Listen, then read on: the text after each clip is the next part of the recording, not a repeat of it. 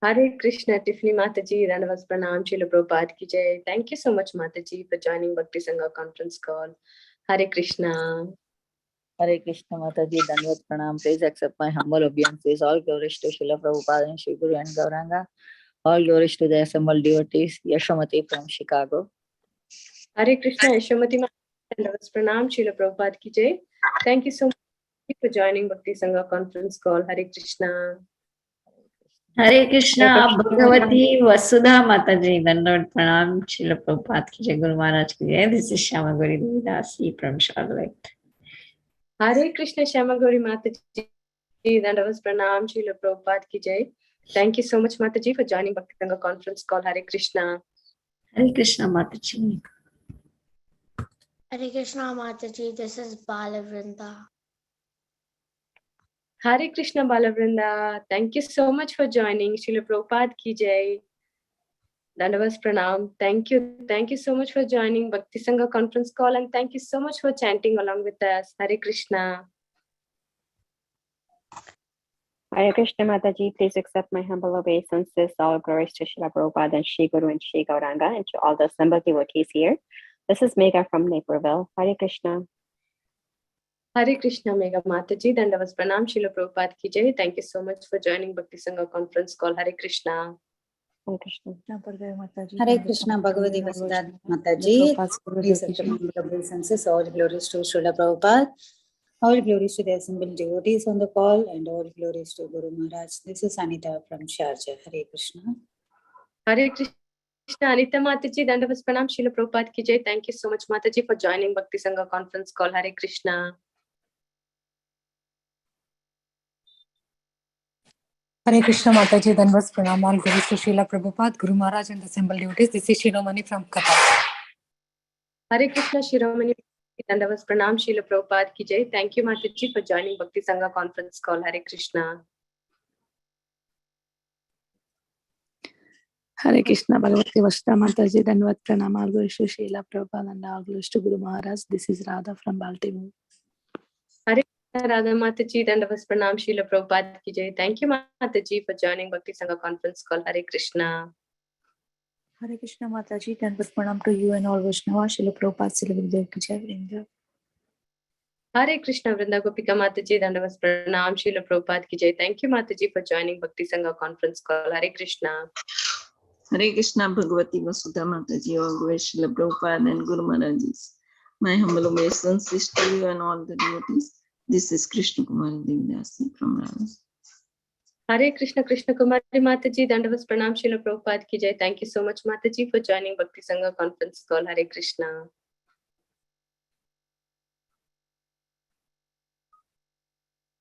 Hare Krishna. Is there anyone who would like to introduce in the call? Hare Krishna Bhagavati Vasudha Mataji, please accept my humble obeisances.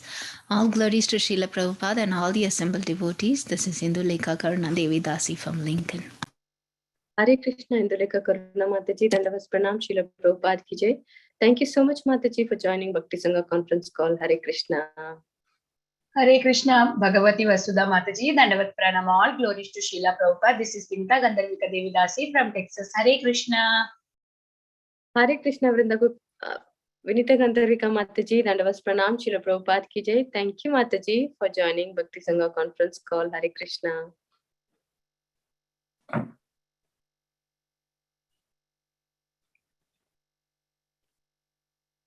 Thank you everyone for joining today's Bhakti Sangha conference call. I welcome all of you once again. Today we are really fortunate to have His Grace Chaitanya Charan Prabhu ji to enlighten us on the topic of Srimad Bhagavatam from 5.18.1 onwards. So before I hand over the call to Prabhu ji, I would like to hand over the call to Tiffany Mataji to give a brief introduction on Prabhu ji. Hare Krishna Mataji, over to you. Hare Krishna Mataji, Hare Krishna, dear devotees, please accept my humble obeisances. All glories to Srila Prabhupada. His Grace Chaitanya Charan Prabhu is a monk, mentor, and spiritual author. He is educated in electronics and telecommunications engineering from the Government College of Engineering in Pune. He subsequently served as a software engineer in a prominent multinational software corporation. Seeing the prevalent problems of stress, depression, addiction, and overall misdirection, all due to the lack of spirituality, he felt inspired to dedicate his life to the cause of sharing spiritual wisdom of Bhagavad Gita. He travels all over the world, from Australia to America, giving talks on spiritual subjects in universities such as Princeton and Cambridge, and companies such as Intel and Microsoft.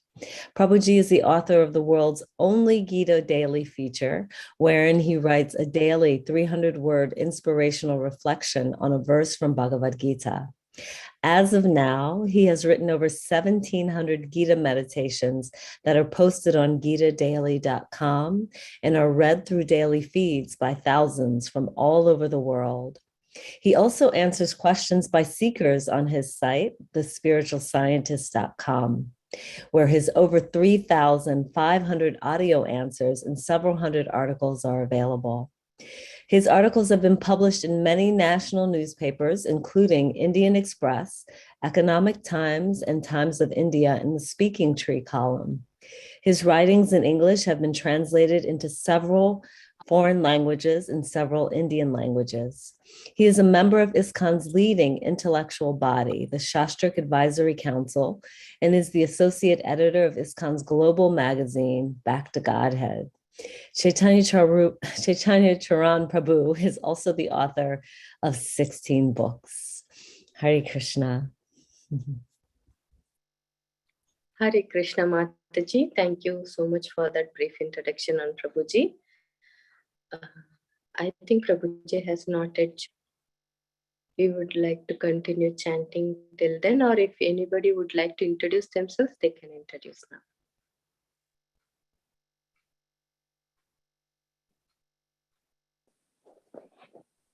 Hare Krishna Mataji, Dandvat Pranam, all glories to Srila Prabhupada and all devotees. This is Dhir Govind Das from New Jersey. Hare Krishna, Dhir Govind Prabhuji, Dandavas Pranam, Srila Prabhupada ki jai. Thank you so much, Prabhuji, for joining Bhakti Sangha conference call. Hare Krishna. Hare Krishna. Hare Krishna Mataji, Dandvat Pranam, all glories to Srila Prabhupada. This is Komal from Punjab. Hare Krishna, Komal Mataji, Dandavas Pranam, Srila Prabhupada ki jai. Thank you so much, Mataji, for joining Bhakti Sangha conference call.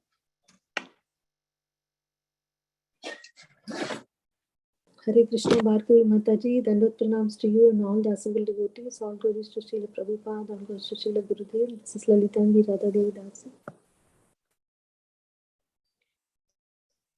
Hare Krishna, Lalitangi Mataji, Dandavas Pranam, Srila Prabhupada ki jai. Thank you so much, Mataji, for joining Bhakti Sangha conference call. Hare Krishna. Hare Krishna Mataji, Dandvat Pranams, all glories to Srila Prabhupada. This is Revati from Atlanta, Mataji. Hare Krishna, Revati Mataji, Dandavas Pranam, Srila Prabhupada ki jai. Thank you, Mataji, for joining Sangha conference call. Hare Krishna. Hare Krishna. Go ahead, Mataji. Hare Krishna, Bhargavi Mataji, Dandvat Pranam, Srila Prabhupada ki jai, Guru Maharaj ki jai. This is Valli from Nepal, Chicago. Hare Krishna, Valli Mataji, Dandavas Pranam, Srila Prabhupada ki jai. Thank you so much, Mataji, for joining Bhakti Sangha conference call. Hare Krishna.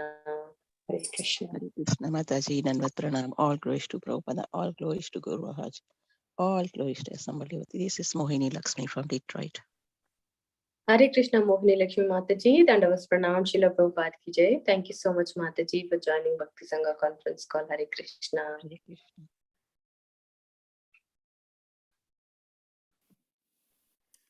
Hare Krishna Mataji, this is Radha Damodar Das and Atma Maya from Austin, Texas. Please accept your humble obeisances. All goes to Guru Maharaj and Srila Prabhupada. Hare Krishna.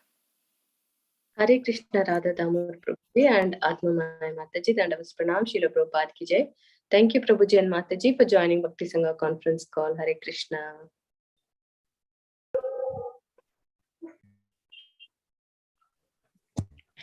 Mataji, Prabhuji had joined. Okay, Mataji. Yeah. Hare Krishna. Hare Krishna.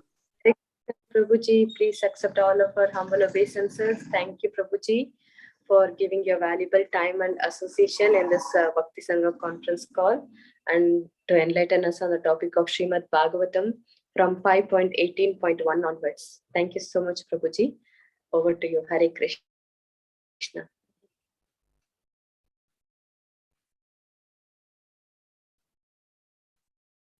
Thank you. Happy to be here with all of you. Janashalakaya chakshurunmilitam yena tasmai Shri Gurave Namaha.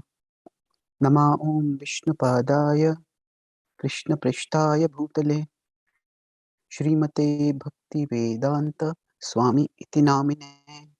Namaste Saraswati Deve Gauravani Pracharine Nirvishesha Shunyavadi Paschatya Deshatarine Vancha Kalpatarubhyascha Kripa Sindhubhya च पतितानां पावनेभ्यो वैष्णवेभ्यो नमो नमः. जय श्री कृष्ण चैतन्य प्रभु नित्यानंद श्री अद्वैत गदाधार श्रीवासादि गौर भक्तवृंद. हरे Krishna Krishna Krishna Hare Hare Hare Ram Ram Ram Hare Hare.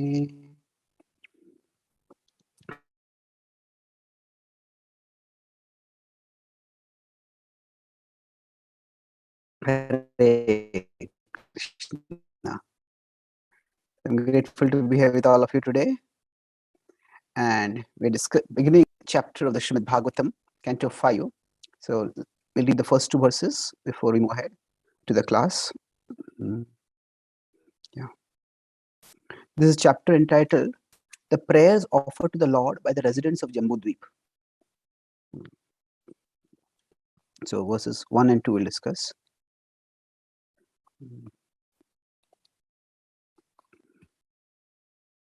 So text 1 is, Shri Shukadeva Goswami said, Bhadrashrava, the son of Dharmaraj, rules the tract of land known as Bhadrashva Varsha. Just as Lord Shiva worships Sankarshan in elaborate Varsha, Bhadrashrava, accompanied by his intimate servants and all the residents of the land, worships the plenary expansion of Vasudeva known as Hayashirsha. Lord Hayashirsha is very dear to the devotees, and he is the director of all religious principles. Fixed in the topmost trance, Bhadrashrava and his associates offer the respectful obeisances to the Lord and chant the following prayers with careful pronunciation. 5.18.12 Bhadrashrava Uchuhu Om Namo Bhagavate Dharmayatma Vishodhanaya Nama Iti. So synonyms: Bhadrashrava Uchuhu, the ruler Bhadrashrava and his intimate associates said, Om, O Lord, Namaha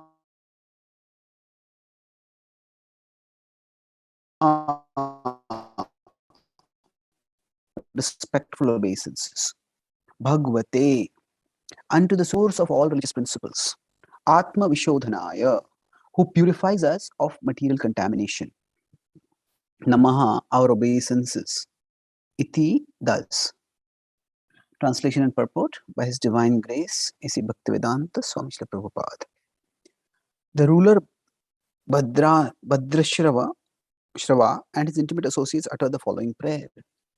We offer our respectful obeisances unto the Supreme Personality of God, the reservoir of all religious principles, who cleanses the heart of the conditioned soul in this material world. Again and again, we offer our respectful obeisances unto persons who do not know how they are being controlled and punished at every step by the laws of material nature. They think they are very happy in the conditioned state of material life, not knowing the purpose of repeated birth, death, old age, and disease. Therefore, in Bhagavad Gita 7.15, Lord Krishna describes such materialistic persons as mudhas, rascals. Navam dushkritino mudha prapadyante naradhamaha. These mudhas do not know that if they want to purify themselves, they must worship Lord Vasudeva Krishna by performing penances and austerities. This purification is the aim of human life. This life is not meant for blind indulgence and sense gratification. In the human form, the living being must engage himself in Krishna consciousness to purify his existence. Tapo divyam putraka yena sattvam shuddhyet. This is instruction of King Rishabdev to his sons. In the human form of life, one must undergo all kinds of austerities to purify his existence. Yasmad Brahma Saukhyam Tvanantam. We are all seeking happiness, but because of our ignorance and foolishness, we cannot know what unobstructed happiness really is. Unobstructed happiness is called Brahma Saukhya, spiritual happiness. Although we may get so-called happiness in this material world, that happiness is temporary. The foolish materialists cannot understand this. Therefore, Prahlad Maharaj points out, Maya Sukhaya Bharam Udvahato Vimudhan. Merely for temporary materialistic happiness, these rascals are making huge arrangements, and thus they are baffled life after life.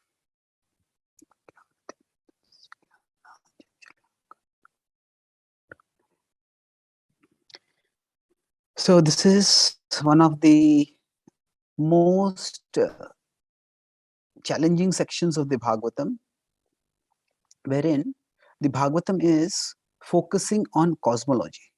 And why is it focusing on cosmology? If you look at the overall context, what's happening, the creative impetus, that is the name that Srila Prabhupada used to this canto of the Bhagavatam.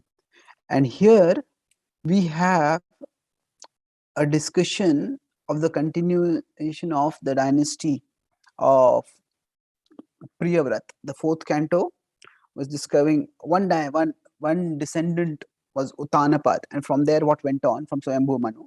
Now Priyavrat's descendants are being described, and among them we have Rishabdev, then Bharat, and then as it moves forward,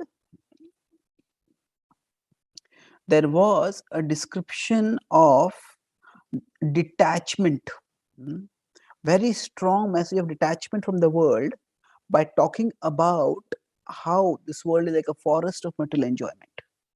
And in one sense, after that very sobering and even you could say alarming description of how everything in the material world is like a predator out to get us, after describing that, the Bhagavatam shifts to the description of the universe. Now, within the flow of the Bhagavatam, there is a description of the universe. Now, what is this description doing over there? I'll not focus on the textual flow that you already discussed, but I'll focus on the conceptual flow. Textual flow means why this chapter comes after this chapter specifically. Conceptual flow means how the Bhagavatams is introducing us to various concepts and how those concepts are meant to take us on a progressive journey toward higher understanding. So let's begin with fundamentals. The fundamental point here is that the Bhagavatam is spoken by Shukadeva Goswami to Parikshit Maharaj. Now Parikshit Maharaj is about to depart from the world. He's got 7 days. We can say that the 5th canto means almost, you could say, at least 2/3 of the way of the Bhagavatam he's there. 3 days are over probably by this time. So at this time, Parikshit Maharaj, say for example, has no interest in getting a PhD in cosmology. That is not his interest. What is his interest? His interest is in remembering Krishna. In fact, the reason he's asking all the questions also, that Shukadeva Goswami has told right in the 2nd canto itself, that Dasmad Bhagavat Sarvatma, that always remember that Supreme Lord, Bhagavan Ishvaro Hari, Shrotavya Kitidavyaschya Dheya Pujyascha Nityada. Always remember that Lord. So, from that perspective, if we consider here that while the universe is being described, and yes, certainly from this description, we can draw some inferences about the nature of the universe and things like that. And that's important. But the purpose of the Bhagavatam is not primarily to give us cosmological knowledge. It is primarily to provide devotional knowledge, It is primary to help us remember Krishna. So then the question comes up, does this help us remember Krishna? That is the key question over here. If you see, what is the Bhagavatam doing over here? It is giving cosmological dimensions. But if we start, more or less, we start on the 16th chapter and we'll go to the 26th chapter. In these 11 chapters which talk about cosmology, this cosmology is broadly the study of cosmos, the cosmos. Within that, there is cosmography. Cosmography is actually the study of the dimensional aspects of the cosmos. Okay, how big is this particular planet? How much is the distance between the celestial body and that celestial body? Like that. It's graphy, measurement. So the cosmographical information is actually very little. It is little. Now, what do I imply by saying that it is little? That at one time I was involved in a cosmology project, and only about 10 to 15% of the verses from these chapters are giving cosmological dimensions. The Bhagavatam's purpose, as soon as we see, it describes a description of the island, a descent of the river Ganga. So there's a description of Jambudvip. Then there is a whole chapter, there's a descent of river Ganga, and the prayer offered to the Lord by the residents of Jambudvip. So this entire chapter is about prayers. So the Bhagavatam's purpose, as I said, it is not to give cosmological information primarily. It is to show how everybody in the cosmos, wherever they may be, are engaged in dharma, are engaged in bhakti. So the idea is we often get conviction from numbers. But, oh, so many people across the world say if in today's world, when we are trying to practice bhakti, when we understand that people across the world are practicing bhakti, there are people from if we say some international Mayapur festival is there or something like that, and we look at them and say, oh, there are so many people from so many places practicing bhakti, that can inspire us enormously. So if we understand that, then we are fulfilling the purpose of the Bhagavatam. So I have a whole 3-part seminar on Bhagavatam cosmology. I'll focus only on one part, and then we will leave some time for question answers. So there are technicalities of the Bhagavatam over here. Let's see, start this over here. So here we have a XY axis 4-quadrant illustration. So we have cosmological technicalities, and then there is essential spirituality. So among these two, if you consider, for some people, understanding those details and analyzing those details can increase their remembrance of Krishna. That's wonderful. So why am I using the word technicalities over here? Because the technicalities are there in the Bhagavatam. Okay, how are the various bodies moving? What is the interaction between them? Now, are those technicalities important? At one level, everything in the Bhagavatam is important. So this achintya bheda, at one level, everything is important. At another level, there are some things which are even more important. Just like in the Bhagavad Gita, in the whole Bhagavatam is important, but 4 verses are called Chaturshloki. So, say if we want to memorize some verses, now if you want to memorize the Gita, if you can't memorize the whole Gita, you say, oh, how can I select one verse and memorize it? I have to memorize everything, and I cannot memorize everything, so I'll not memorize anything. No, memorize some verses which are relatively more important. So everything is important, but at the same time, some things are more important than others. So that's achintya bheda. So for some people, memorizing all the verses of the Gita may give them a lot of nourishment, and then they recite those verses and they feel nourished. For others, if they try to memorize all the verses, that itself becomes such a tension that they can't focus on anything else. So the Bhagavatam's details are also like that. So the Bhagavatam's details are such that if for some, I'll talk about for whom it is anukul. So now, on the other hand, what may happen is,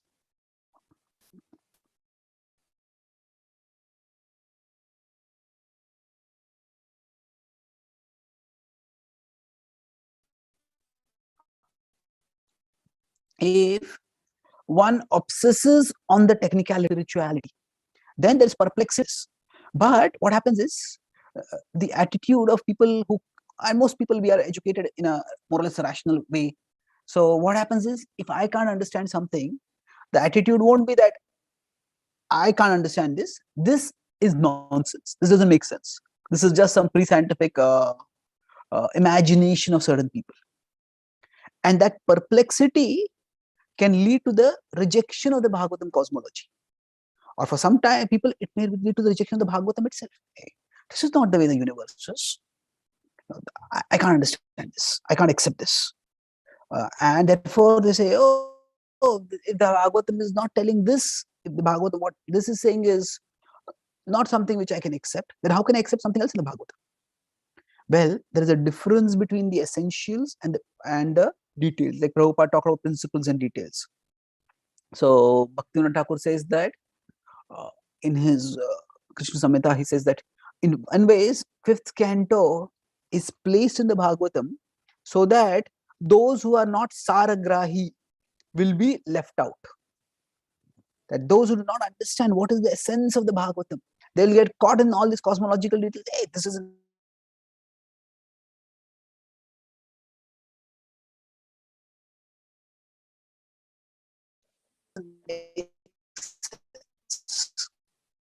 and they will be, in one sense, that they cannot get to the 10th canto.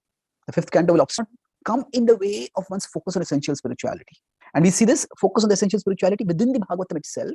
And the Bhagavatam doesn't get into too many cosmographic descriptions. It basically gives some brief description of cosmography, but it's focused on immediately on what the people over there are doing.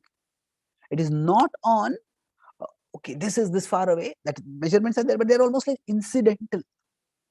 Say it's something like if some devotees have written their travelogues. Indradunda Maharaj has written his a series of books, A Diary of a Traveling Preacher. So now if he describes, I took a 7-hour flight from here and there, and then I got there, and then we climbed up this mountain, and it was this high mountain climbed. Now all that is interesting, but a travelogue is not meant to be a travel guide.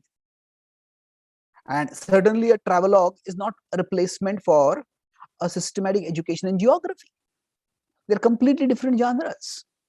There may be some geographical information in, say, a travelogue, but the purpose of the travelogue is not to give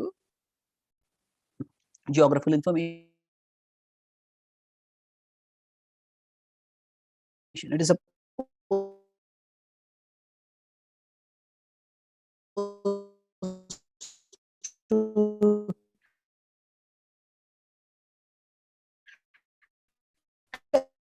okay, what did these people do over here? So similarly, if you consider, say, Prabhupada Leela, now suppose, say, thousands of years, not all, majority of the books are destroyed, and Prabhupada Leela, and based on that, they say we will construct a map of the world. Well, okay, try that, but it is not easy. It's going to be hugely tough, because the Leelamrit is not written as a geography guide. So every book has its purpose. My voice is breaking. I'm using a high quality mic. Hare Krishna. Now it's Hare okay. Krishna. Before it was like that. So before 2-3 times it happened. So Hare Krishna, I can continue. Oh, okay. Okay, please message me if it happens again, because I have a good internet as such. Should not be a problem. So we need to know what we are focusing, what we should be focusing on. Now, of course, you could go the other way, that if somebody has no interest in this, it neglects the spiritual aspects and neglects the technical aspects also, then there will be no understanding and there will be no journey toward higher consciousness. For some people, when they read the 5th canto also, they'll focus on the principles. As if you see in this purport also, Prabhupada is focusing on the principles, that human life is meant for performing austerities so that we can develop higher consciousness, so that we can attain the Supreme Lord. So the purpose of what we do is always important. And whenever you want to understand anything, it is the purpose that determines the context. Sorry, it is the purpose that largely shapes the meaning. The purpose shapes the meaning. So So if we don't understand the purpose, then what will happen is, then we will easily misunderstand. So for example, if I tell somebody after stealing money, that person ran away to Australia. Now when somebody asks, he must have, how many years did it take for him to run all the way from here to Australia? Now here, ran away doesn't mean physically run. So what the word ran means depends on the context. If somebody says, I am running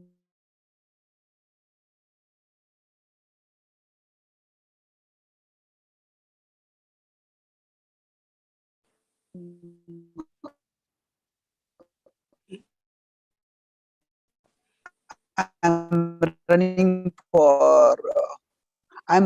for the marathon for Asia. Both are running.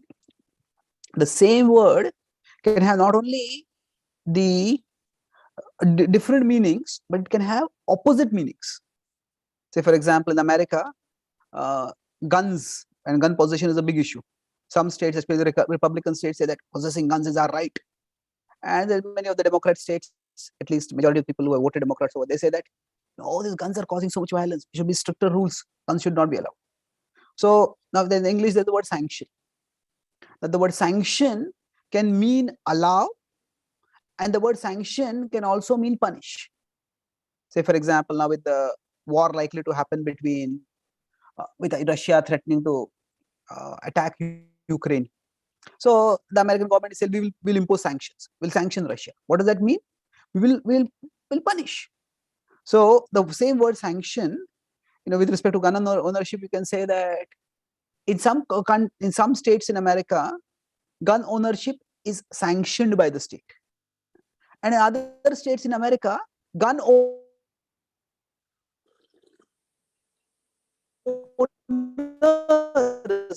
are sanctioned by the state. So gun ownership is sanctioned means gun ownership is allowed, and gun owner such a big gun. You don't have a right to have this. So the words can have different meaning based on context. So in what context is somebody speaking? Why are they speaking? That is important to understand. Similarly, we can get caught in the cosmology of the Bhagavatam. And if we get caught in the cosmology, we may forget the essential spirituality of the Bhagavatam. There are hundreds of ways, in fact, hundreds, thousands of ways in which we may get distracted from Krishna. And one of the ways we may get distracted from Krishna is by considering something within the ambit of Krishna consciousness, which is less important, to be the most important.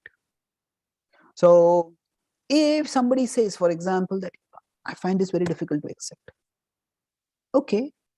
Anukulya sa sankalpa pratik.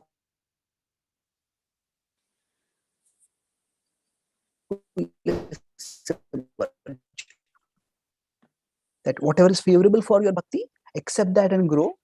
Whatever is unfavorable for your bhakti, here Varjanam doesn't have to be reject. That's not what Varjanam means. Put it aside. Okay. I don't understand this right. These are details. If somebody makes this into a faith issue, you don't accept this, then you're doomed. You're doomed. You're going to go to hell. Well, that's not the case. That's not the case at all. Actually speaking, the law, if you see, Antakale cha mameva swaramukta kalevaram, it is at the time of death, you need to remember me. When we are at the door gates of Vaikuntha, it's not the Jaya Vijay are going to ask us, okay, do you believe in the Bhagavatam 5th canto cosmology? If not, go back to the material world. It's not like that. Now, the point here is not that the 5th canto cosmology is not important. The point is that in our faith, there are some things which are central, there are some things which are not that central.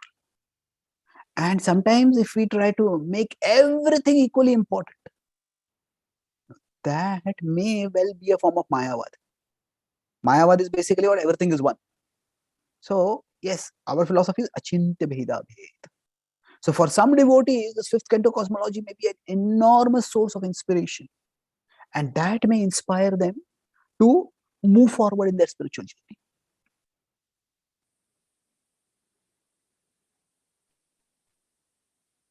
And that's wonderful if that's what happens to them. So, but for others, understand this, then let's see what we can do about it. Does it mean, oh, I just reject it? See, there's a big difference between accepting and rejecting. Things are not so black and white. There's acceptance and there is rejection. And in between, we could say there is something, there is a whole gray spectrum of suspended judgment. I don't have any position on this right now. I'm not sure what to, I'm not sure about this. I neither accept it right now. I can't accept it, but I don't want to reject it also. This is something which is a part of our tradition. In this tradition, there I have got such wonderful revelations of Krishna Bhakti and spiritual wisdom. And there are great teachers in this tradition who have accepted it. So there must be something over here, but I'm not able to see it. So there are many things in our life where we do leave it to suspended judgment.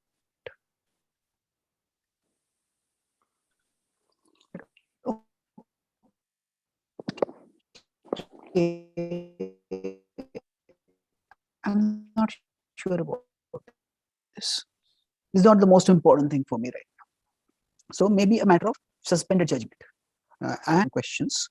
So, but even if you say I can't understand this, but does that mean that it's completely not understandable? It's not like that.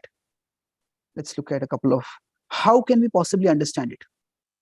That okay, let's forget it.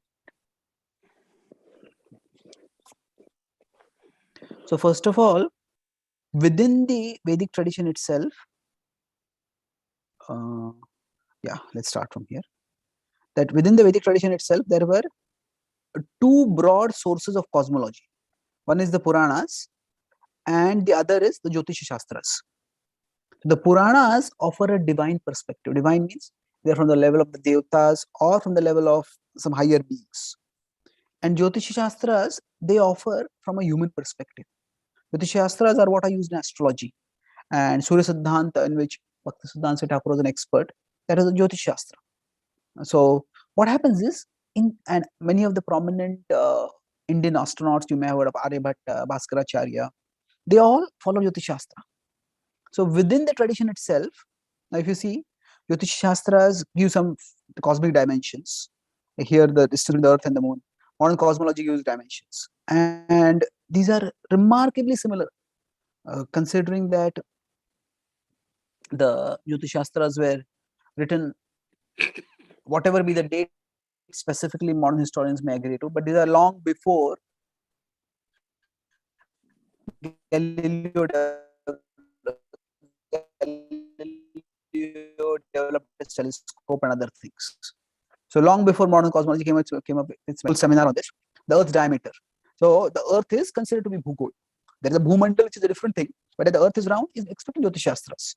And then there is a dimension which is remarkably similar again. So there are similarities. So within the Bhagavatam tradition itself, that nobody is disturbed by these differences. So there is no evident tension in the Bhakti tradition. So for what do I mean by no evident tension? That means that even in our tradition, there have been acharyas who have commented in the Bhagavatam, and then many of these acharyas have also been expert in Jyotisha. Jyotisha is basically astrology, but there in with Vedic tradition, astrology and astronomy were always joined together very much.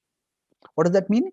That astrology is basically predicting the future using the stars, and astronomy is the study of the stars. So when, say, the acharyas analyze some Jyotish, make some horoscopes. So whether it is Lord Chaitanya's horoscope or Krishna's horoscope or whatever horoscopes are used, they're being made, they always use Jyotish Shastra for that. They don't consider that, oh, if I use the Bhagavatam, then if I don't use the cosmology of the Bhagavatam, then I am being unfaithful to the Bhagavatam. No, they themselves understood that, okay, this Bhagavatam's cosmology is for a different purpose, and Jyotisha cosmology is for this purpose. The primary purpose of the Bhagavatam's cosmology is to enhance our remembrance of Krishna. That's the primary purpose. Now, of course, how are the exactly Jyotisha and Bhagavatam cosmology related? Well, there could be some research done on that, and we could try to find out ways of reconciling. Is it possible that what is seen from a divine perspective and what is seen from a human perspective, can they be reconciled? Yeah, maybe it's possible. But the fact is, they didn't consider it unfaithfulness to Bhagavatam to use Jyotisha cosmology and Jyotisha cosmological figures for Jyotisha purposes, for astrological purposes. That's why sometimes we may have a very narrow understanding of faith. And if you don't accept this, you're lost. So for example, somebody says, I accept scientific cosmology. Yeah, fine. There's nothing wrong in that. Scientific cosmology is one way of navigating the universe, of understanding the universe. And if that's what functionally helps, we have precedent in our acharyas, from our acharyas, that they have also used a cosmology different from the Bhagavatam cosmology for practical purposes. So in this case, practical purposes meant the calculating the muhurtas for auspicious occasions. So now this may raise the question: why does the Bhagavatam have a different perspective of things? So one may say that, okay, like I earlier said, between a suspended judgment. But even in a suspended judgment, I should be able to make some sense of this. Why is it perceiving things in this way? So to understand that, let's see how our vision comes from. So I talked earlier about there are two things with respect to vision. Our vision is shaped by our perspective and our purpose. Perspective means from where we see. Like if you're going to buy a new house, then nowadays people have these maybe websites or cameras with all information online. Okay, this is how the house looks from above, it looks from left, it looks from right, it looks from this window, it looks from the door. So we want to see how the house looks from various perspectives. So perspectives means from where we see, and purpose means why we see. So how we look at, suppose you want to buy some place which is primarily going to be like a satsang bhavan for big programs. Then at that time, we may not be so concerned about, okay, how many bedrooms are there. We want to see how big is the hall for which we can have a program. But if there is some other purpose, then we want to see, if it's going to primarily a residential place, then we will see, okay, how many rooms are there for taking rest over here. That's what we'll see over there. So perspective and purpose, they determine how we see things. Somebody will say, oh, this house is great. This house is useless. The same house. Why difference? Because perspective is different, purpose is different. Now let's try to understand how perspective can affect our vision. So consider we have a chalk and we make chalk powder. And then we have charcoal, and we make charcoal powder. And now we combine the two. One is white, one is black. And when we combine both, what do we get? What we essentially get is gray powder. Now, if you look at the same gray powder under a microscope. Yes, Prabhu. Just 1 minute, please. मैं class में हूँ, यहाँ पे रख देना जो भी लाया है. Thank you. Thank you. So, sorry for the disturbance. So, if we look at the same gray powder under a microscope, we will not see anything white or black. We will simply see gray. Sorry, we'll see what we see as gray. We won't see anything gray over there. We'll simply see white and black particles. So is it gray or is it white and black? It depends on the perspective. From where are we looking? From what scale of observation are we looking? Are we looking from the perspective of what our unaided eyes can see? Or are we seeing it from the perspective of our technologically enhanced eyes? So varying scales of observation will show us different things. So perspective changes what we see. And similarly, now which perception is real? Is it gray powder or is it white and black particles? It's both are true. It's not that it's A or B, it's A and B, depending on perspective. Similarly, how something is seen from the perspective of the earth and how something is seen from the perspective of the heavens, that will be different. And therefore, we don't have to get too worked up about it. And then now, why differing visions? It is from the perspective of purpose. So now here you have a political map of India on the left side. On the right side, you have a physical map of India. Now, if you'll see in the political map, there are very clearly demarcated state boundaries. If you see in the physical map, there are no state boundaries. I may say, where is the state boundary? In fact, here you may say that even the boundary of India is not very clear. The boundary of India is somewhat clear, but it's not the most prominent detail over here. The state boundaries, they are not that prominently highlighted. Why? Because the purpose is different. So a political map, its focus is primarily to demarcate according to administration. A physical map, its purpose is maybe to talk about travel. Okay, where are the rivers, where are the mountains, where are the plains, where are the plateaus? We need to know those things. So therefore, these two are different.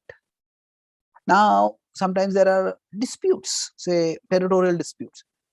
And sometimes it may be that, okay, this river belongs, across this river is your property, across this river belongs to this country, across this, and this side of the river belongs to another country.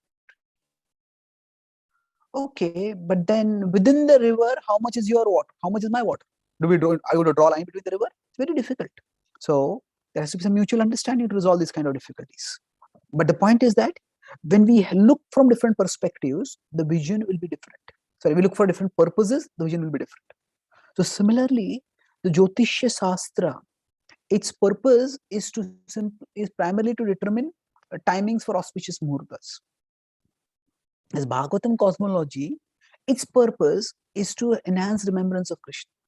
Now, if we consider modern science from that perspective, what is modern science purpose? Modern science started primarily as a means to get better understanding of observed reality, so that we could function better. That there is that infamous conflict between Galileo and the Catholic Church, where first it started with Copernicus, but so Galileo was eventually he was penalized. He was put in some kind of house arrest because what he taught contradicted the church teaching. But actually, not what he taught didn't contradict the church teaching, because what the church taught was not from the Bible. The church had adopted a model of cosmology from Ptolemy, who was a Greek philosopher, Greek astrologer before that, Greek thinker before that, and they had said this is our church teaching. So, so what happened was there's unnecessary conflict between the two. Now, Galileo itself, that same place said that he said that there are two different domains of knowledge. He said famously that the Bible tells how to go to heaven, and science tells how the heavens go. So how to go to heavens means how to attain a higher level of existence. How the heavens go means how the cosmos moves. So there are different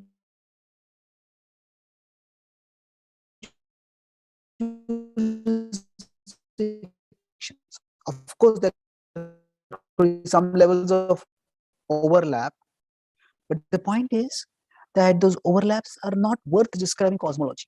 Now, is this something that Shukdev Goswami is giving a knowledge that was never had before that? And no, Parikshit Maharaj has some understanding of the knowledge. Shukdev Goswami has greater understanding. That was the prevailing understanding of cosmology at that time, and it was of course perceived in a particular way. And now it is taught in a particular way. So that time it was taught in a particular way, and they understood it. And their purpose for studying was to understand how can I increase my remembrance of the Lord? How can we increase the remembrance of the Lord? So we need to the focus is yena kena prakarena manna Krishna niveshayat. Whatever be the way, learn to focus the mind on Krishna. And what is going to help focus the mind on Krishna will vary for different people. Now, this doesn't mean that the Bhagavatam's cosmology should not be studied. Srila Prabhupada considered every part of the Bhagavatam important. Now, he considered, as I said, Achintya Vedabhed, you can see in his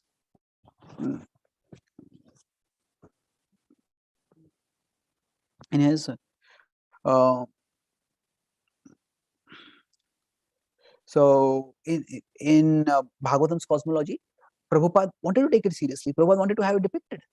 But at the same time, what was the purpose? The purpose was to describe the glory of the Lord, to describe the how the universe is ultimately it's pervaded with the same purpose of the Bhagavatam, Dharma and Bhakti. So, if you see, is the Bhagavatam cosmology meant to be a rejection of modern science?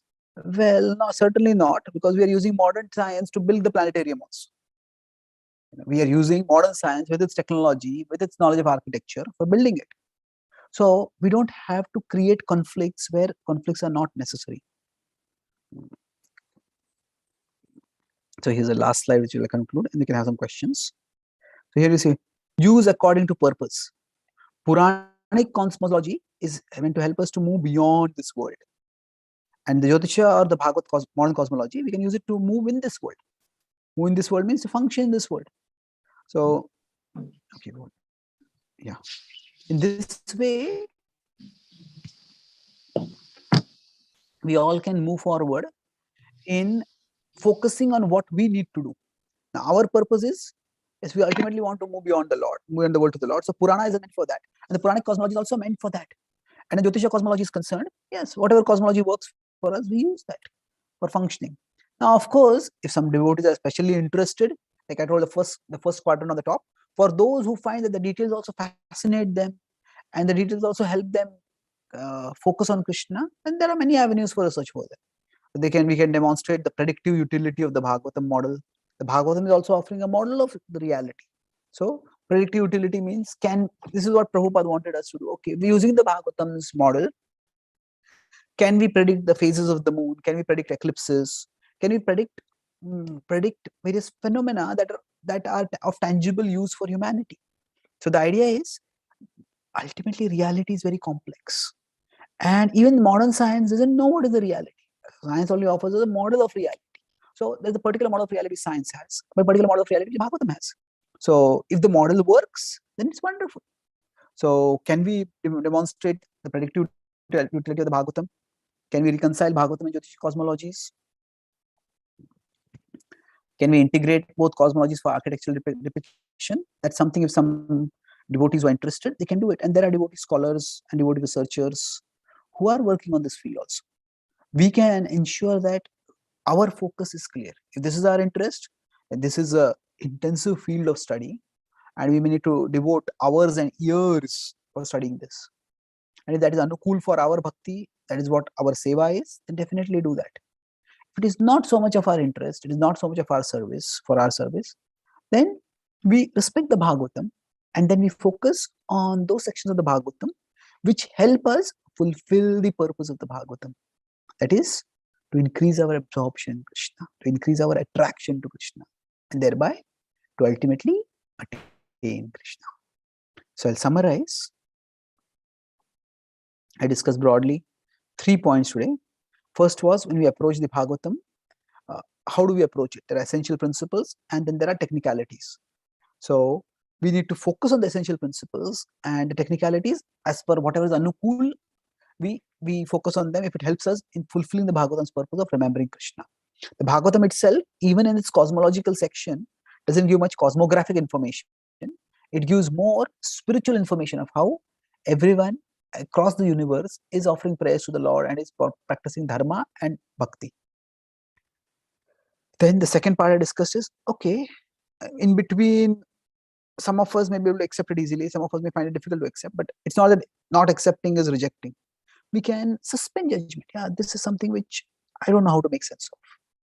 So for that purpose, we talked about, sometimes there can be different visions of the universe.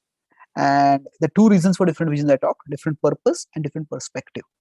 So different perspective means, from where am I observing things? So the same gray powder can be seen as filled with black and white particles and seen from under a microscope. And different purpose means, the same country can look significantly different when it is seen, its map is drawn for political purposes or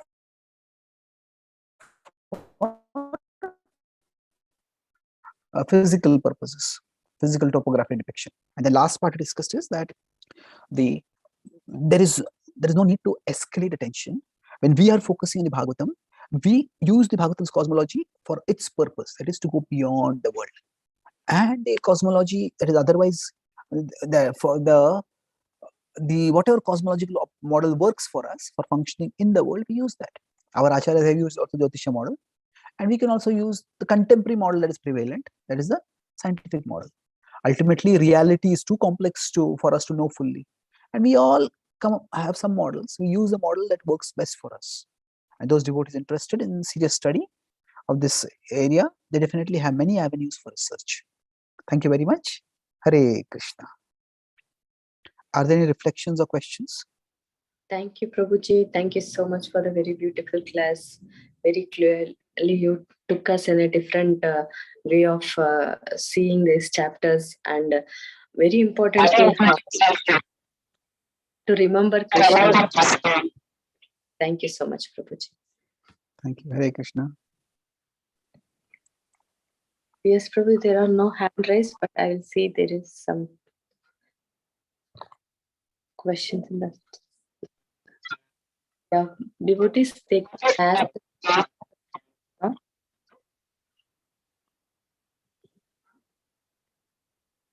Hare Krishna. Yeah, I mean, Prabhuji, you can ask. Hare Krishna. Thank you, Chaitanya Charan Prabhuji. Thank you so much. Every time I listen to you, you have so good capability of dissecting each and everything and putting into fresh perspective for us. I like to hear you very regularly, actually, subscriber to your. So have you been a part of that? Yeah. Have you been the part of Mayapur, this development project, which is being Cosmology model? Yeah, I was at one time many years ago. Many years ago, I was a part of the team. Not at present. I know some of the devotees who are working on it quite well. Any specific reason you are asking?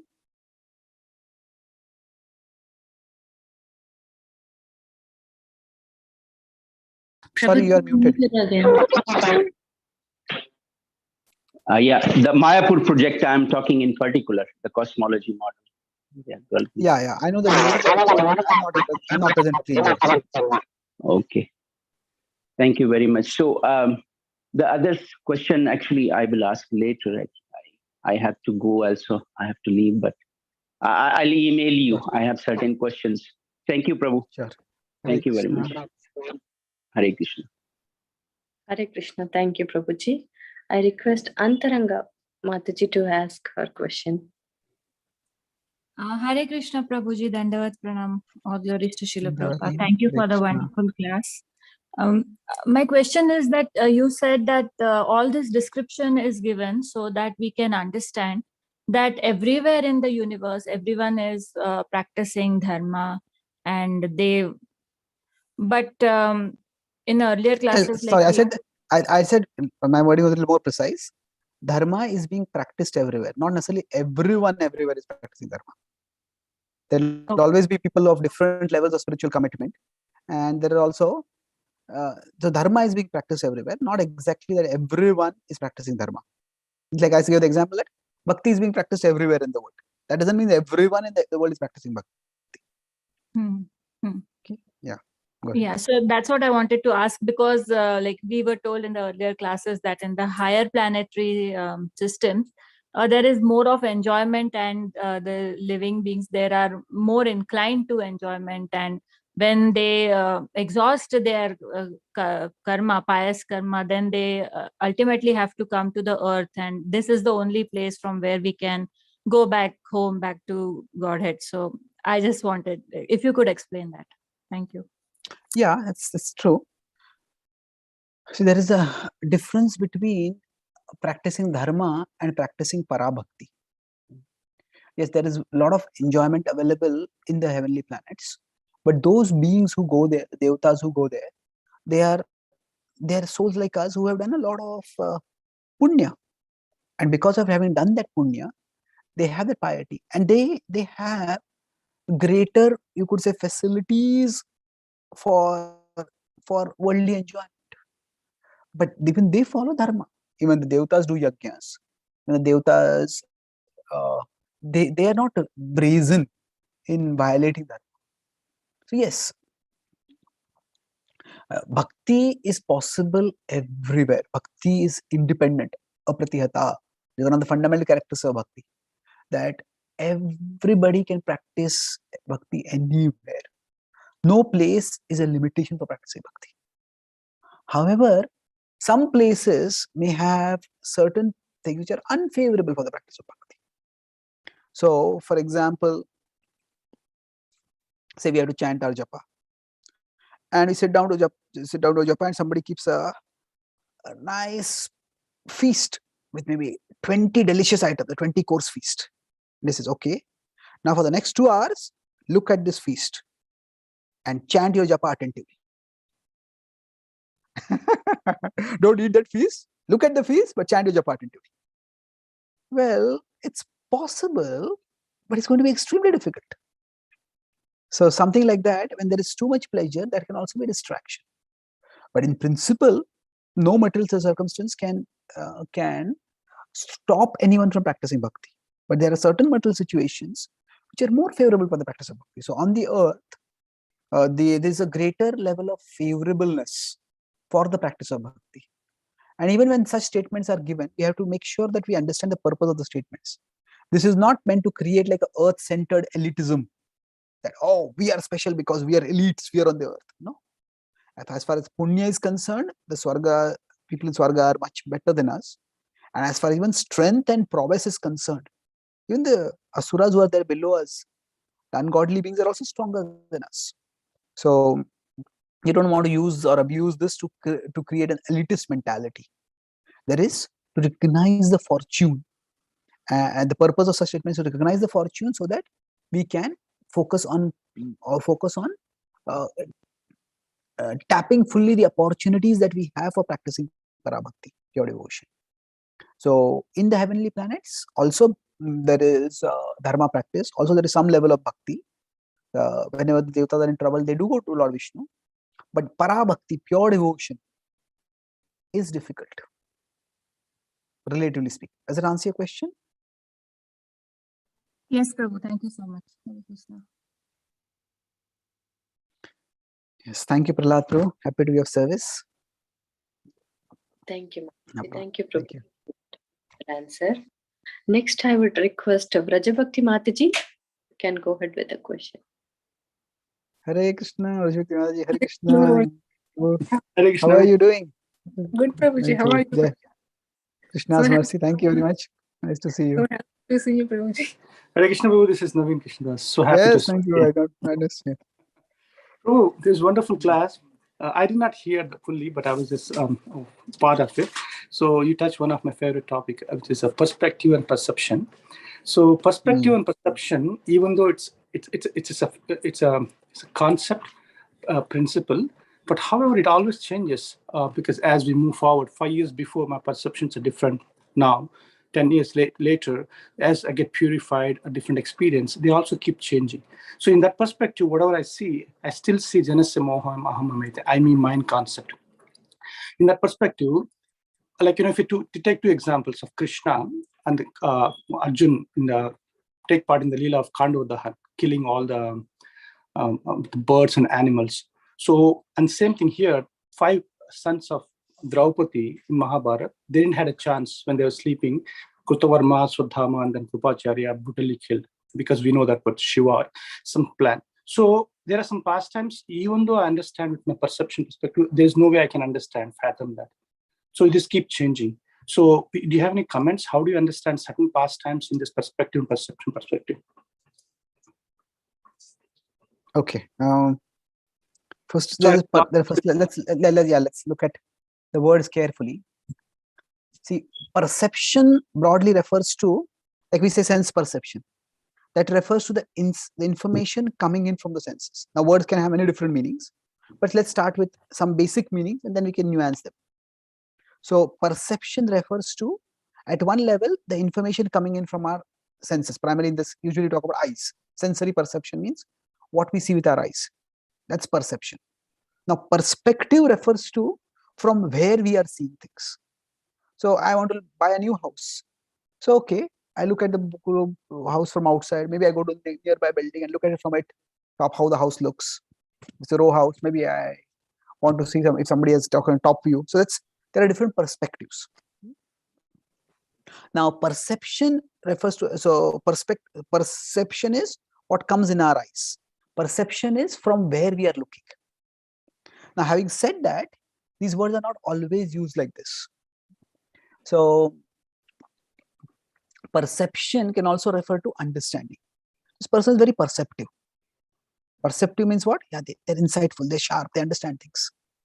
So then we can say that, without getting into the technicalities of words, I understand where you're coming from is, let's take the broad, that our understanding changes. Sometimes we don't understand things.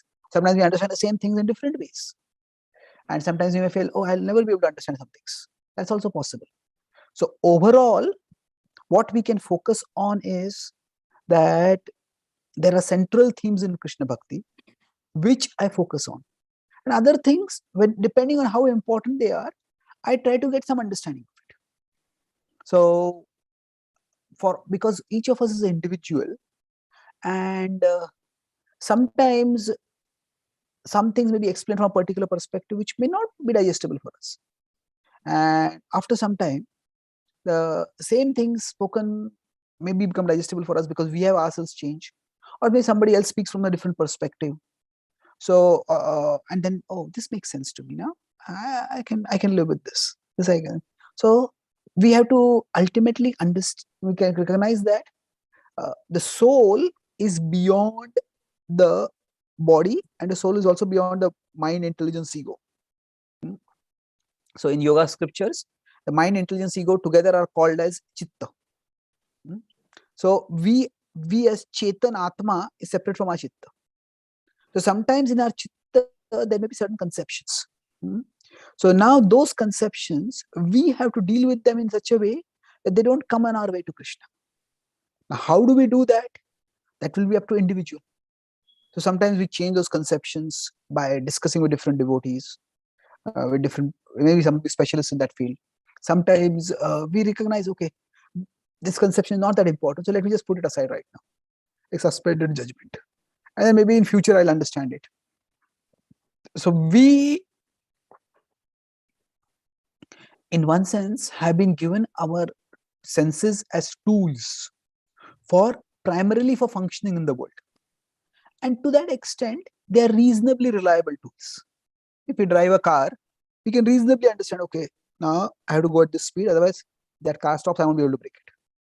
So for functioning in this world, they're not completely reliable. We cannot see everything in this world also, but for reasonable, to a reasonable level, our senses are useful tools for surviving in the world, for functioning in the world. If they were extremely unreliable, we would not even survive. So they have a particular purpose. So that purpose they serve. Now beyond that, we consider among all living beings, we humans have the capacity for Brahma Jigyasa. We have the capacity for higher spiritual inquiry. And now for that purpose, our senses are not particularly suited. That's when we have to use our intelligence, and not just our intelligence, we have to use our intelligence guided primarily by Shabda. So Pratyaksha Praman has its usage, even Anuman Praman has its usage, but ultimately for us to gain scriptural understanding is Shabda. So now sometimes when we get something from Shabda, then we try to reconcile it. And how do I reconcile it? Based on what I know from other sources. So I didn't get into the other aspects of cosmology. Say for example, we hear some statement from scriptures. So now there is the whole issue of the moon. Now, did man go to the moon or not? So now we may say Prabhupada said man did not go to the moon. Well, I have a whole presentation on that separately. But Prabhupada made many different statements at different times. Sometimes he said they didn't go to the moon, sometimes they went, but they went somewhere else. Sometimes he said that even if they went to the moon, what's the big deal? What did they get from there? He says, and Prabhupada sometimes says that, okay, we have made a lot of effort to go to the moon. Let's make some effort to go beyond the moon now to the spiritual world. So Prabhupada's focus is not so much on whether we went to the moon or not. Prabhupada's focus is on that, okay, actually, that's not important. The more important thing is to raise our consciousness towards Krishna. So now Prabhupada's statements about the moon, how do we understand it? Sometimes we may see some documentary which says actually there are some that, okay, they also say that did NASA fool us, this happened, that happened. And those may be Pratyaksha Anuman. And they may help us sometimes. Okay, what is being said over it makes sense. They don't say this is not reliable. We say, okay, I don't understand this. Now Prabhupada talked about moon. His primary reason for saying that we did not go to the moon is Chandraloka. Now, the Chandraloka is somewhere, Prabhupada said, we can't trespass into that. That was his primary statement.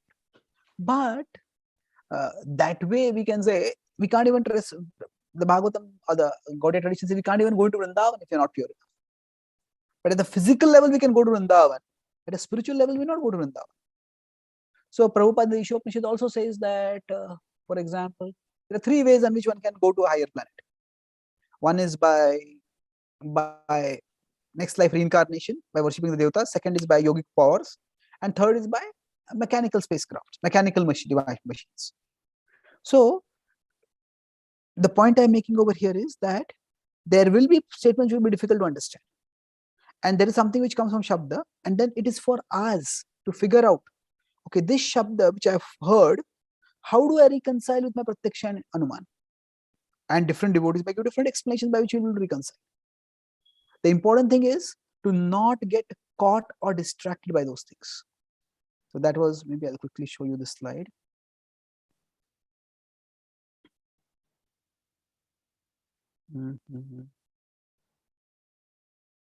The point is not that did we go there or did we not go there.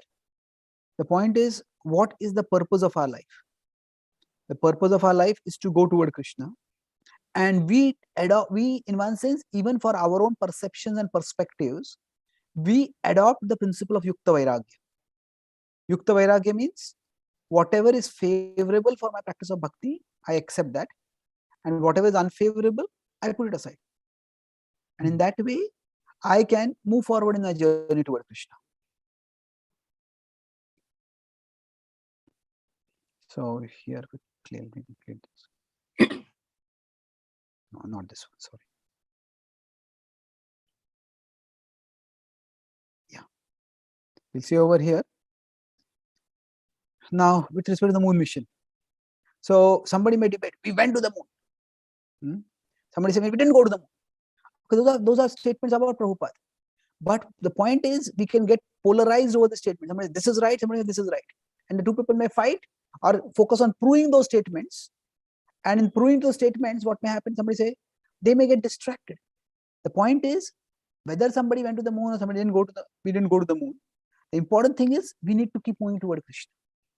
So there will be a broad range of acceptable positions. So it's not that to be faithful to Prabhupada and be faithful to Shastra doesn't mean there's only one position. And if you don't accept this position, then you are faithless. No. On statements where within our tradition itself, there are different statements, then we may find one acceptable position for us. Now that may not be the acceptable position for everyone, and that's fine. And sometimes somebody's position may be different from the position that we find reasonable. So for example, now there are many statements like this which are, I call them as intellectual banana peels. Intellectual banana peels. Now if you step on a banana peel, so you just fall and you get injured and just go away from the path. So like that, there can be something like intellectual banana peels. Once we get into that, we'll get sucked into that controversy and we'll not be able to move any further forward. So we have to decide how important is this for my spiritual life. And based on that, we move forward. So even our perceptions and perspectives, we adopt a Yukta Vairagya attitude toward them. And that's how we move forward. We, whatever is anukul for our bhakti, we accept it. Does that answer your question, Prabhu? Thank you, Prabhu. Thank you very much. I mean, I could reconcile what you said with the 2 examples I gave, like, Krishna, Arjuna, taking part in Khandava Dahan, as well as the 5 Pandavas killing without giving a chance from, by Ashwatthama. Yeah, I could reconcile. You gave an example of moon, but I could apply the same principle to those also. Past times, Leela. Like, it's very difficult to understand. As far as the Khandavas, good, you brought back the point. The Pandavas burned the forest. Is described that at that time the whole universe or the earth was being penetrated by various beings. So even the Mahabharata describes that Duryodhana himself was a Danava. He had been, many Danavas had performed austerities so that they could have their agent on the earth who would bring the earth to the Danava way. And similarly, the Danavas had not only impregnated human wombs, the Danavas had also impregnated animal wombs.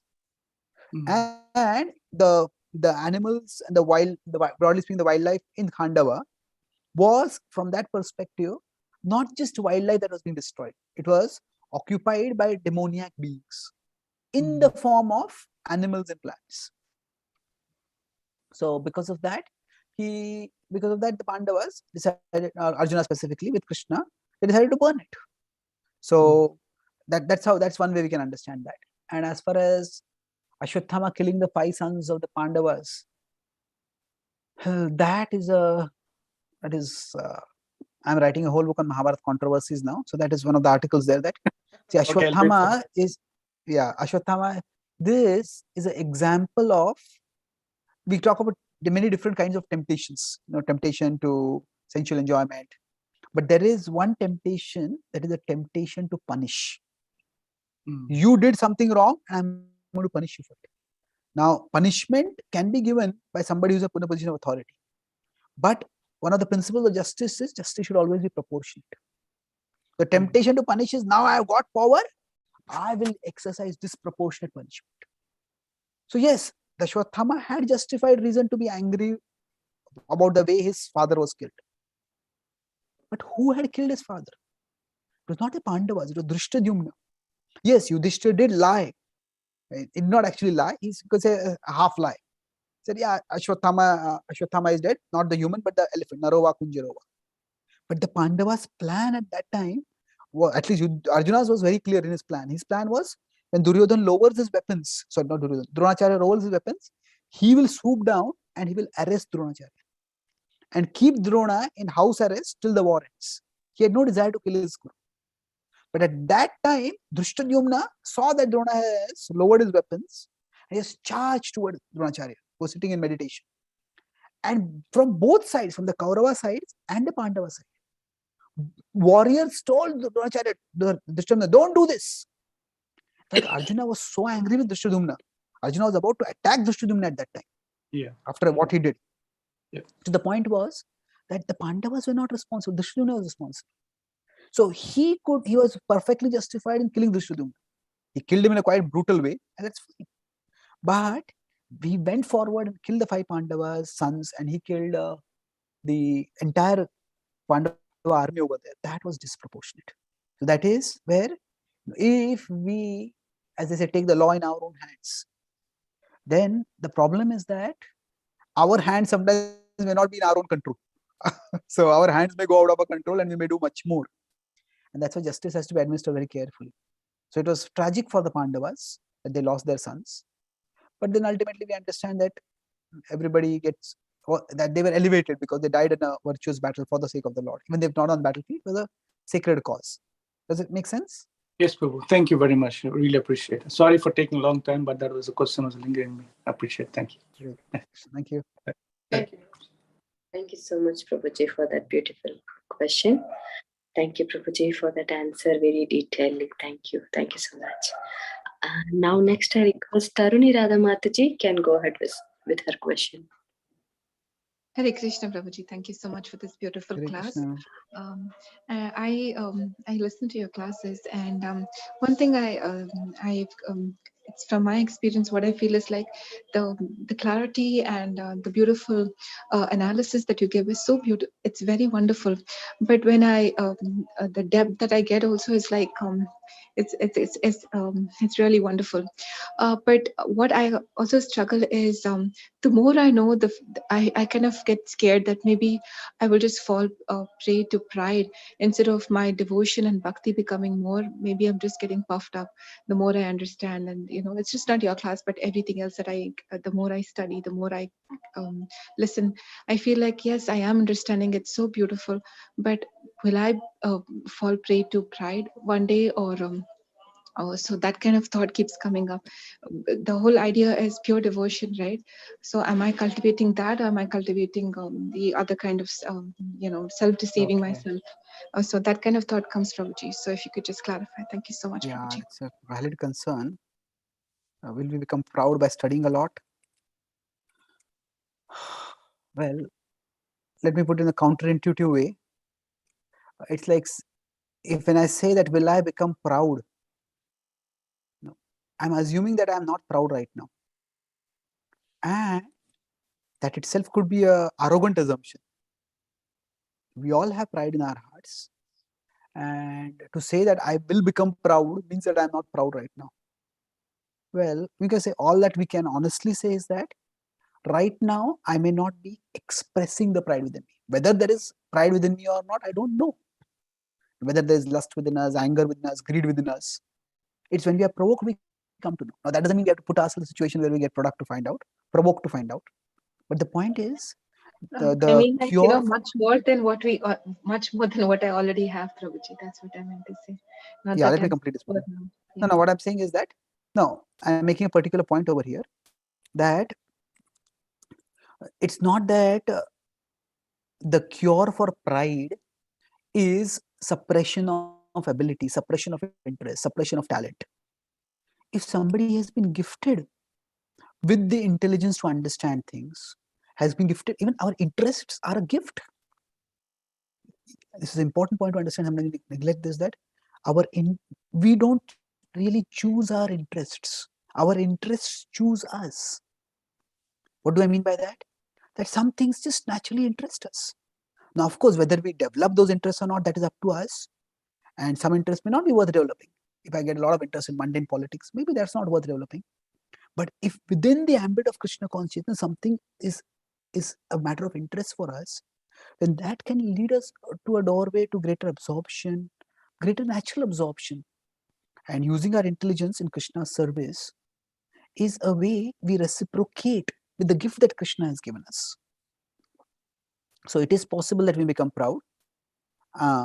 I'm posting a link to an article over here in the chat. This is an article from my Gita-Devi website. The cure for pride is not suppression of talent. It is purification of intent. It's suppression of talent, suppression of interest. So I'll become proud, so I'll not do this. Well, what all services are we going to stop that way? Will I not sing? Because I'll become proud if I sing. Will I not have altar in my home? Because if I have altar, then I'll start thinking that, oh, I got such a beautiful altar, I do such beautiful worship. And then will I not keep an altar over there? Well, it's not like that. If our principle is Rishikena Rishikesha Sevanam Bhakti Ruchyate. That means whatever resources we have been given, we use them in Krishna's service. And what we need to focus on is purification of intent. Purification of intent means that why am I doing this? We can do some introspection to check that. And we can ask the devotees around us who know us well, who observe us. If you ever see I'm becoming proud or arrogant, please let me know. And we don't go off the handle if somebody tells us that like that. That way what will happen is, we will be able to use our talents in Krishna's service. And in many ways, like as earlier point when I made is, we already have pride in our heart to some extent. So it is just that we may not have some reason, some special ability, some special achievement by which I can express our pride. So the pride is not just going to go away by our not doing the activities for which we have interest or talent. What will happen is, if we don't do those activities, it may well likely happen that pride will manifest as envy. That means if somebody maybe who is equal to us more or less in spiritual life in some ways, at least from an external perspective, and they study scripture and they give wonderful classes and they answer questions and they speak very articulately, we start thinking, such a show they are making. They're just doing it for pride. And what is that? That is envy. So the pride in our heart, we didn't act on it. And what happened? It surfaced as envy. So better that we study, we learn scripture, we share scripture according to our capacity, and by that gradually we'll realize. Yes, sometimes we may feel, when I have memorized a verse, when I have got some understanding, when I speak to others, I want others to be impressed by it. How much they like it, how much they're impressed by it. I like that. But after some time, we may do that for some time. But after some time, we'll recognize that actually others being impressed by my knowledge, it gives me some kick, some joy. But just cultivating that knowledge and using that knowledge to remember Krishna, that gives me far greater joy. And that's how that natural purification will happen. Natural purification happens when we use our talents in serving Krishna, and that service to Krishna, that remembrance of Krishna gives us the higher taste. And the lower taste that may come from the world's appreciation, the world's glorification, the world's adulation, that will gradually decrease and that will gradually disappear. Does it answer your question? Wow, very beautiful, Prabhuji. Thank you so much, especially about intention. And then the last part that you said, that when we're actually applying this knowledge and when we see the results and the natural remembrance that also comes by studying scripture and understanding, that is the real satisfaction, and then all these other things will just melt away. It's just so beautiful. Thank you so very much, Prabhuji. Hare Krishna. Thank you. Hare Krishna. This is the last question quickly. Anand Vilas Prabhu is asking that Krishna calls certain categories of people as mudha. Is it out of anger, or is it out of mercy, or is it out of anger for their many lifetimes of turning away from him? I have a whole presentation on this. What all are the places where Krishna uses the word mudha? So I can just see if I can find the link for that.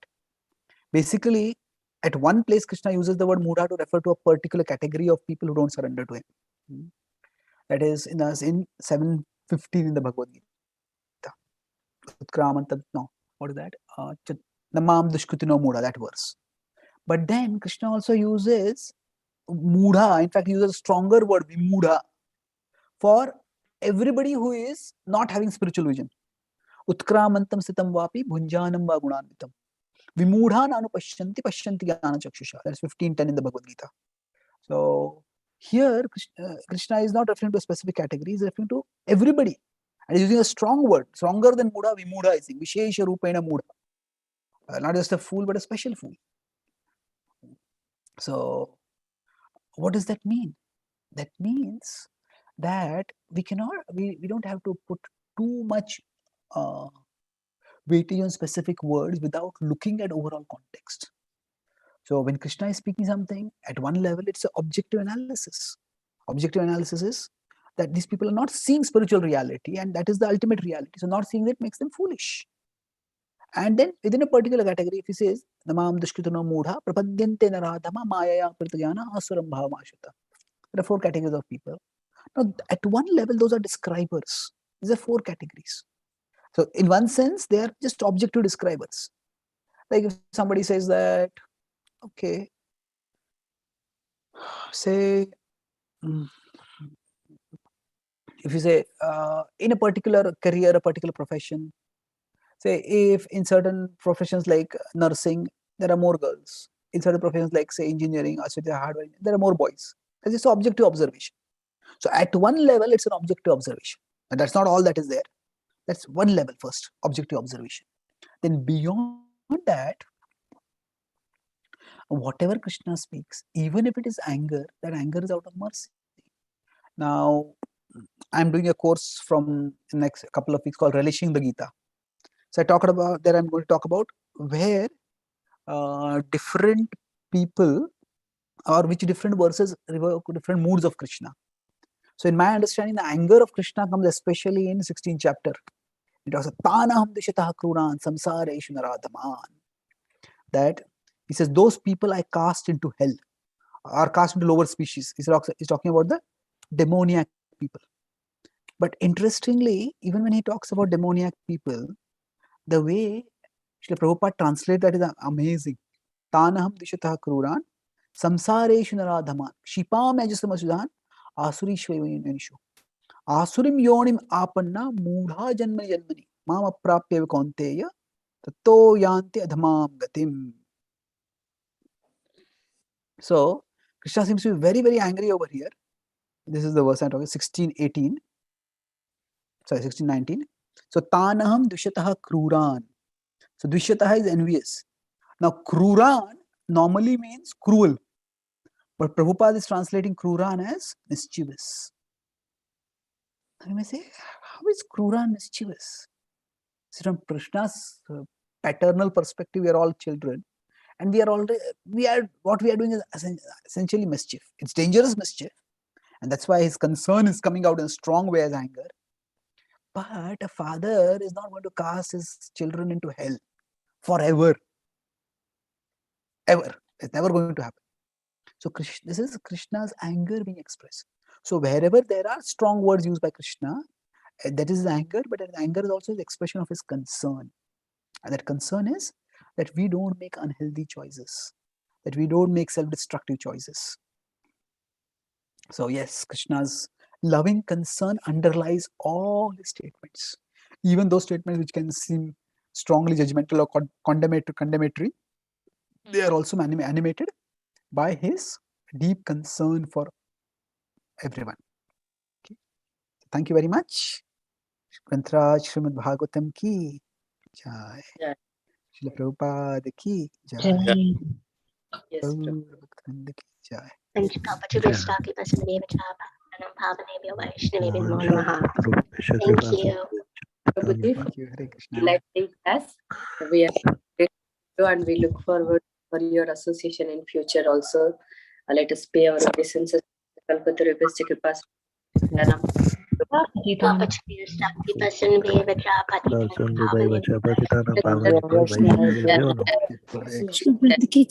Thank you, Ma'am. Hare Krishna, Prabhuji, Dandavat Pranam. Hare Krishna. Thank you so much. Dandavat Pranam. Krishna, Prabhuji. Hey, Hari Bol, how are you? Good to see you. Hare Krishna. Dandavat Pranam, Prabhuji. Mataji, Dandavat. Hare Krishna. Mataji. Hare Krishna, Prabhuji. Dandavat Pranam. Very nice class, Prabhuji. Hare Krishna. Thank you. Hare Krishna, Prabhuji. Hare Krishna. Hare Krishna, Prabhuji.